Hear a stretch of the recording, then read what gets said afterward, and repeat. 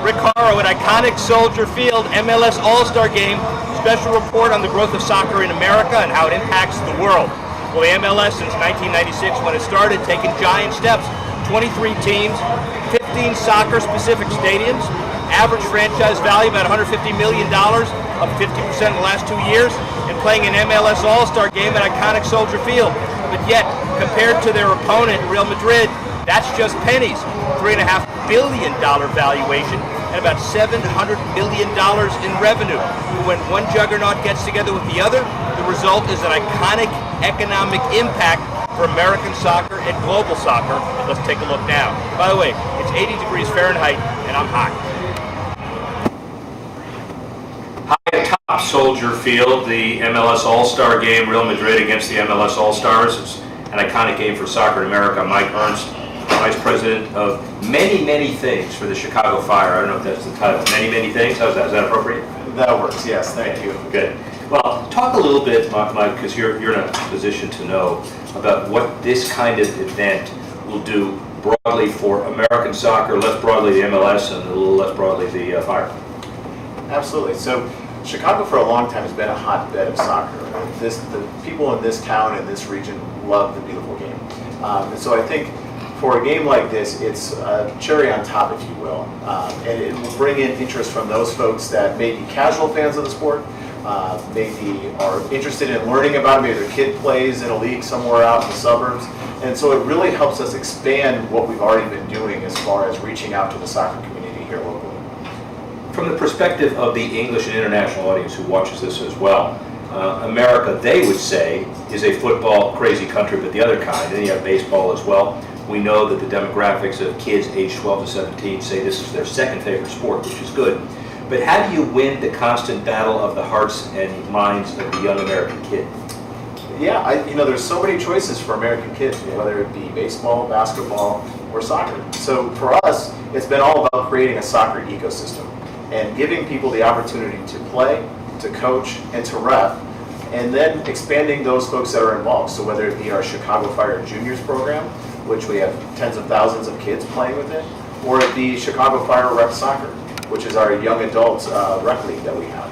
These things are designed, obviously, to help people get involved and stay involved with the beautiful game. And the goal for us is, obviously, to grow our brand and hopefully one day have them become big-time fans of the Chicago Fire.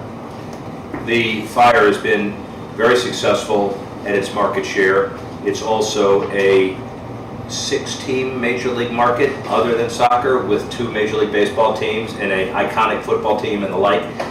Do you see this as a tide lifting all boats? Do you see the other teams in town as inherently competitive? Do you try to work together with them? What's your strategy? So I think an event like this serves to add to what we're already working on, and so it will obviously help what we're doing. When it comes to the other teams in town, the way that we look at it is they are obviously competition for us, but also part of a fraternity, if you will. They're part of the pro sports group here in Chicago. And so when you're a sports fan in Chicago, because Chicago has, in my estimation, the best sports fans in the world, they consider themselves Fire fans, Cub fans, Bears fans. They consider themselves fans of a lot of different sports. So the way we look at it is we're trying to, most importantly, talk to those folks that are soccer fans, which we know are roughly 1.4 million people here in the marketplace that love the game. And those are the folks that we want to make sure that they know who we are and what we're all about, what we stand for, and that they come out to Toyota Park in Ridgeview or to the Bradley Bank Fire Pitch here downtown Chicago to support the Fire. Mike Ernst, Vice President, many things, representing Chicago Fire before the All-Star Game. And one of the interesting things from an international audience perspective is the role of a stadium. Tottenham gets a stadium. You look at the top 10 valued teams internationally, La Liga, Premier League, etc. Stadiums are really important, but they're in the 70,000 to 80,000 range. You guys are a little smaller, but yet 15 soccer-specific stadiums with the MLS since 1996. Obviously, how important is a soccer-specific stadium to you guys? Yeah, I would say for us and for all of Major League Soccer, it's an absolute must-have. And when we're looking at bringing on new franchises, that's something that the league considers, is the ability to get a soccer-specific stadium. Toyota Park in Ridgeview, where we play, houses 20,000 people for a Fire match. And we've sold out the last 2, and we're looking to sell out the next couple coming up, which a lot of people don't know is really close to the capacity of the United Center here in downtown Chicago. That's 22,000. So the size of the venue, obviously important because this is a growing sport. And I think, obviously Tottenham and those folks across the pond have numbers of years on us. But as we get further along in our evolution, this being only our 20th season with Chicago Fire, I think we'll grow to need a stadium of that size as well. Thinking big, so Soldier Field is where this game is today, but years from now it looks like capacity for the Chicago Fire, maybe, clearly. Have to see. What about players? Advertising 59 different countries represented on MLS rosters. Your roster is very diverse as well. What's the world global competition like these days? The Chinese Super League, they signed Hulk, they signed Tevez. Does that make it harder for the MLS, or does it make it easier because there are more players in play? It depends on who you ask. My personal viewpoint is it's a fantastic thing because Chicago is really a diverse city. And so we are really representative of the population that lives here, the people that live here and make their, do what they can to make a life for themselves. So from that perspective, it's fantastic. From a player acquisition standpoint, players do have a lot of options out there. But if you look at Chicago and you look at it and say, that's a world-class city, we can absolutely recruit the likes of Bastian Schweinsteiger, who joined the club this year, who's a guy who just most recently was playing for Manchester United, and before that, obviously, Bayern Munich. So there are opportunities for us to win, and we're looking for the right individuals to join our team and help grow our sport.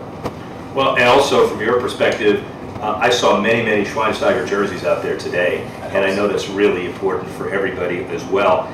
Let's take a reality check relative to the MLS. Now 20 years and it's grown by leaps and bounds, 23 teams and more. How do you candidly feel about the quality of play relative to Premier League and La Liga? On the radar, close, will ever get there? Give us your assessment.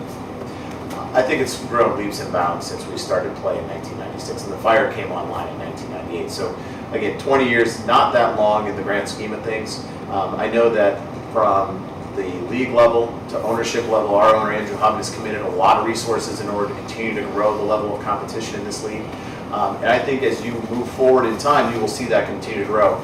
Bastian actually just was in an interview recently where he said that he felt personally, after playing in MLS, that within the next 10 years that we'd be on par with the leagues in Europe, and that other players are starting to see this. So I really feel encouraged by comments like that when it's a world-class player like him, obviously in his own personal assessment. The mega games, the Clásicos, the events in July and August where the world's best come to the big venue stadiums, good for the league, good for soccer in America? Absolutely. People are coming out and watching games, whether it be the Chicago Fire that's taking part or Real Madrid. At the end of the day, it's serving to grow the awareness and the involvement in the beautiful game, and that's going to long-term benefit all of us. Finally, the whole economic impact on Chicago. Staying downtown, a lot of different jerseys, a lot of different international, and of course the MLS has taken its cue from other leagues across the globe in other sports, and it's not just today, it's a week, and it's an entirely different set of festivities. Economic impact, social impact, how important is this all-star game to Chicago and the Fire generally?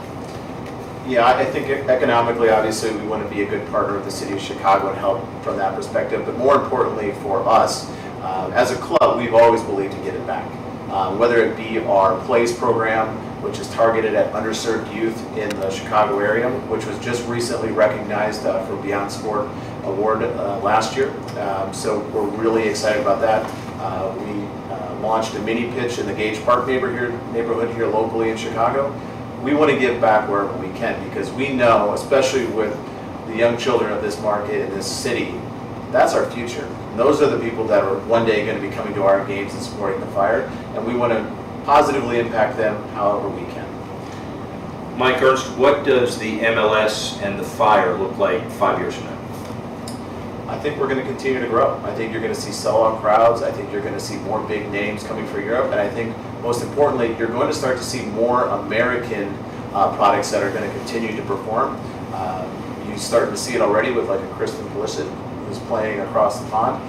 You're going to see more of that. And I think it's a goal of the league and of soccer in general here in the States to continue to produce more talent on the pitch.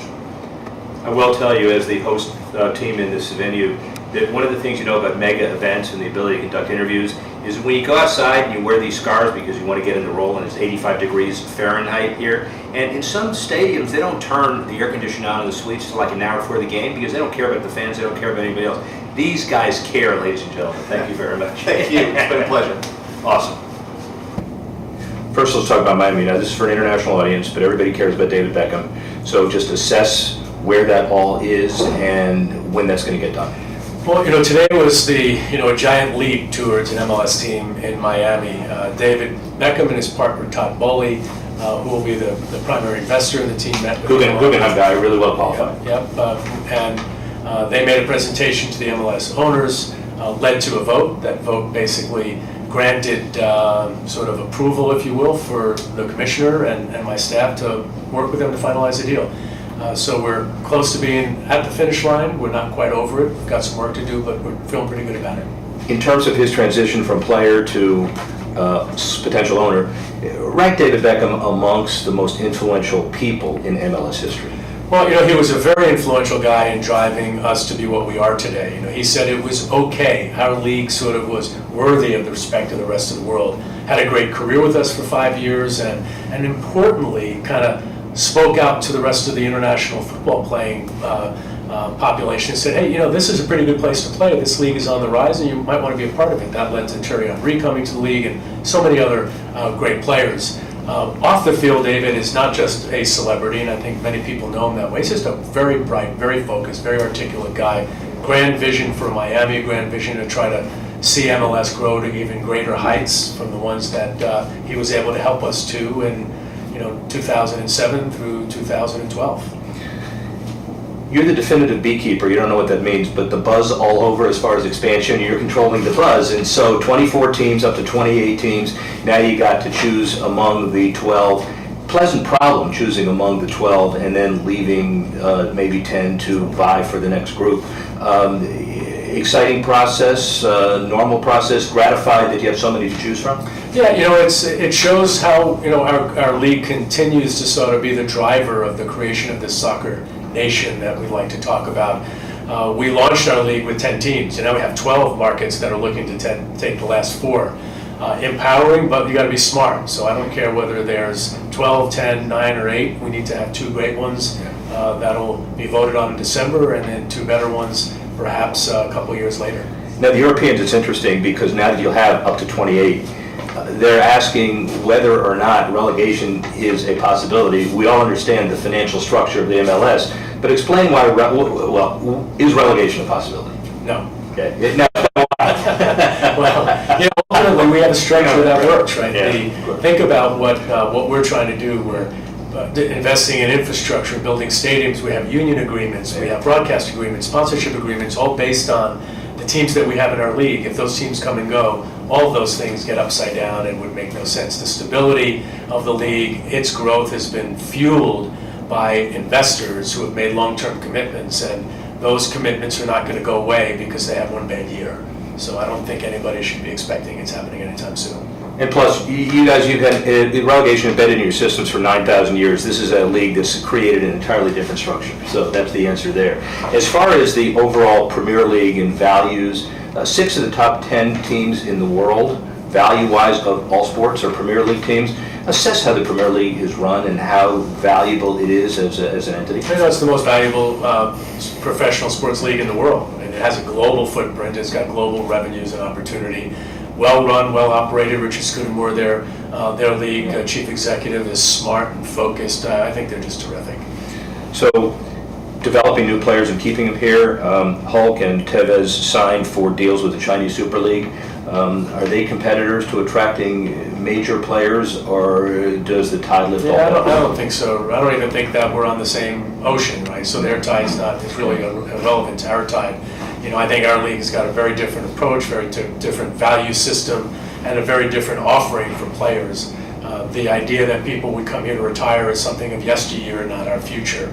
And I think most players will say when they go to China, it is their last move.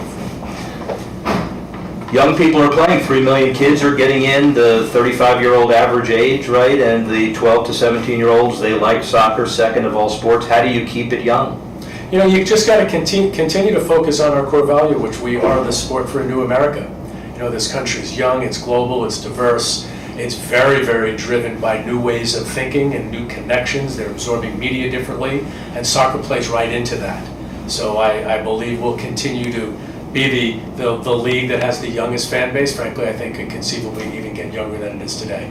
Where do you think the MLS is in the pecking order? We know it ranks 7th in global attendance, but quality-wise, which is ephemeral, you can't really quantify it, but you're better than most. Where do you think it fits? I think it fits probably where we are with attendance. It's not yet in the top 5. I think we're not far away from that. We've got work to do to achieve that goal, and our goal is to be among the top 5. But it continues to improve every year. And speak to Bastian Schweinsteiger, who was interviewed in the New York Times the other day, and he said that he thinks our league in 10 years will be as good as the Bundesliga, which I think is the most valuable, and successful, certainly from an attendance perspective, league in the world. So, got some work to do.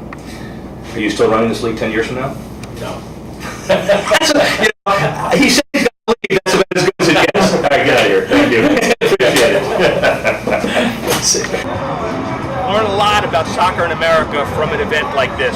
The average age, 35 years old, getting younger. 90 million fans, says the MLS. The 12 to 17-year-old is watching soccer and preferring it second of all American sports. And 3 million kids are playing more than ever before. Clearly, the MLS is making the game more economically viable, stable, and younger. And a game like this against Real Madrid, an iconic stadium, certainly doesn't hurt. I'm Rick Horrow at Soldier Field.